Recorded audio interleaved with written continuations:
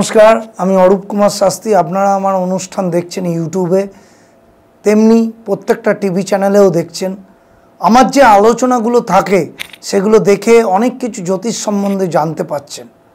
आजके आमी 16 जून থেকে 22 जून राशिफल बोलते चलेছি। आपनारा राशिफलटा जानून किन्तु এইটা জেনে রাখবেন প্রত্যেক মানুষের ছক কিন্তু ইন্ডিভিজুয়াল। তাই রাশিফলটা বলা সত্ত্বেও ছকটা অনুযায়ী কিন্তু আপনাদের জীবনে প্রতিফলন হয়ে থাকে। তাই অবশ্যই ভালো অ্যাস্ট্রোলজারকে ছক দেখান যাতে আপনারা ছকের মাধ্যমে নানান রকম জায়গাগুলো নেগেটিভ জায়গাগুলোকে পজিটিভ করতে পারেন। আমি তো সব সময় বন্ধুর মতন পাশে আছি এবং প্রত্যেক সময় প্রপার ওয়েতে গাইড করে দিই।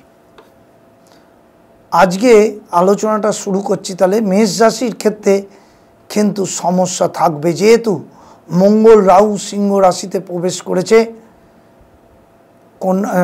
সিংহ রাশিতে থাকার জন্যে, এবং শারীরিক সমস্যা মানসিক সমস্যা মেষ রাশির কিন্তু নানানভাবে জর্জরিত করবে। বিশেষ করে শারীরিক সমস্যা, যেহেতু ষষ্ঠ স্থান ড্যামেজ, সেই জায়গা থেকে মেষ রাশি 7.5 আবার চলছে। তাই মেষ রাশির অবশ্যই প্রোটেকশান নেওয়া উচিত। সঠিক অ্যাস্ট্রোলজারকে দেখিয়ে সঠিক প্রোটেকশান নিয়ে জীবনে এগোনো উচিত। এরপরে বলবো বৃষ রাশি। বৃষ রাশির ক্ষেত্রে শারীরিক জায়গাটা কিন্তু ড্যামেজ আছে, একটু মনের দিক দিয়ে নানা রকম ডিস্টার্ব হবে, মঙ্গল যেহেতু রাহুযুক্ত, এবং সাংসারিক লাইফে কিন্তু একটু সমস্যা আসবে। তাছাড়া বৃষ রাশির ক্যারিয়ারের ক্ষেত্রে খুব উন্নতি, এবং যে কোনো ব্যবসা যে কোনো কিছু করলে বা নতুন কিছু বিজনেস বা নতুন চাকরির ক্ষেত্রে উন্নতি, লেখাপড়ার ক্ষেত্রে উচ্চশিক্ষার ক্ষেত্রে উন্নতি, সব দিক দিয়ে বৃষ রাশির কিন্তু এই সময়টা ভালো যাবে।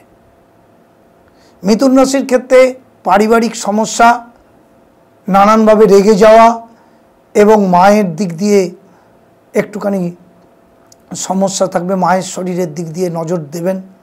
মিথুন রাশির ক্ষেত্রে সবচেয়ে বেশি সমস্যা হচ্ছে শারীরিক জায়গাটা এবং বিবাহিত জীবনের ক্ষেত্রে এই সপ্তাহটা।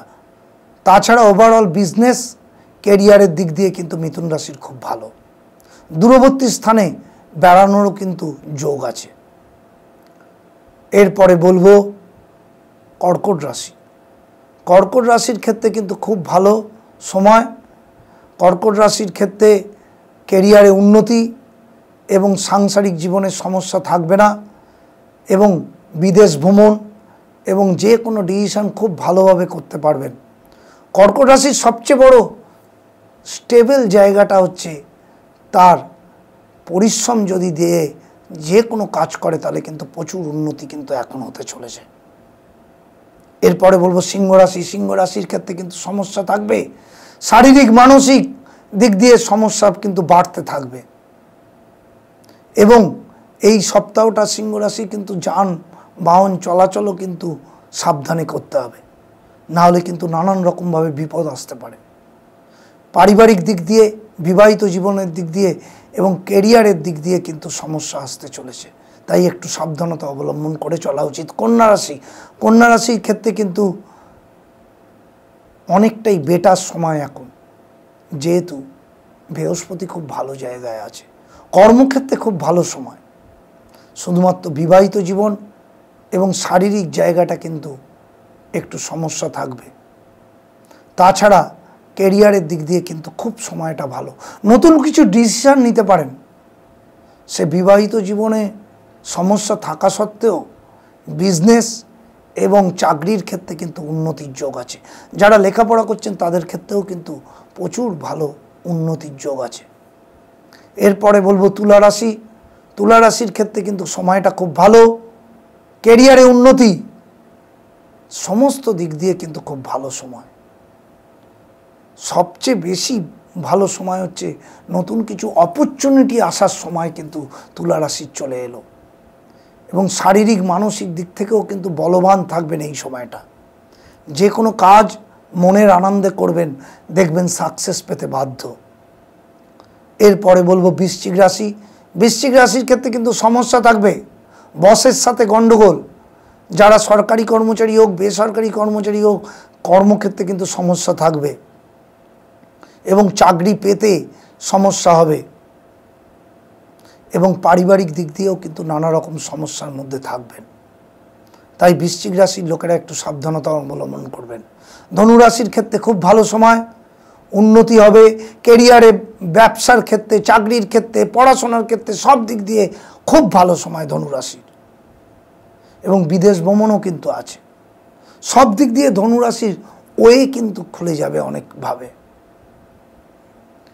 এরপরে বলবো মকর রাশির। মকর রাশির সময় তো খুবই ভালো, শুধু যাদের মঙ্গল খুব ডাউন আছে তাদের কিন্তু মানসিক ডিপ্রেশন এবং শরীরটা নিয়ে চিন্তার বিষয়। তাছাড়া ওভারঅল কর্ম, ব্যবসা, চাকরি, বিবাহিত জীবন সব দিক দিয়ে কিন্তু খুব ভালো সময়। তাই মকর রাশির কেরিয়ারে উন্নতির জন্য দম দিয়ে এবং লাগাতার পরিশ্রম করে এগিয়ে যান। এরপরে বলবো কুম্ভ রাশির। কুম্ভ রাশির ক্ষেত্রেও কিন্তু ভালো সময় এবং কেরিয়ারে উন্নতির সময়। কিন্তু কুম্ভ রাশির লোকেরা এগিয়ে যান। শারীরিক জায়গাটা ছাড়া একটু সতর্ক থাকলে শারীরিক জায়গাটাও খুব একটা ডিস্টার্ব করবে না। তাছাড়া কর্ম, ব্যবসা, চাকরি এবং বিবাহিত জীবন সব দিক দিয়ে খুব ভালো সময় কুম্ভ রাশির ক্ষেত্রে। তাই জবরদস্তভাবে এগিয়ে যান।